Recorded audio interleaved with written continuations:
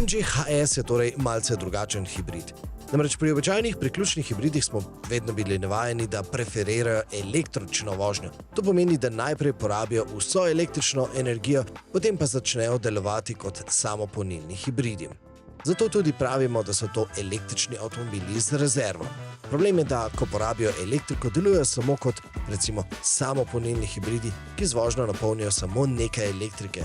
Ko so zahteve večje, recimo pri vožnji v strme klance ali pri močnem pospeševanju, običajni hibridi obremenjujejo bencinski motor. MG-jev hibrid pa, kot se je izkazalo na poti, v hibridnem načinu samodejno prihrani polovico elektrike v bateriji. To pomeni, da mu je zlepa ne zmanjka, vselej ima na razpolago veliko elektrike, zato tudi vse večje napore priloži na elektriko.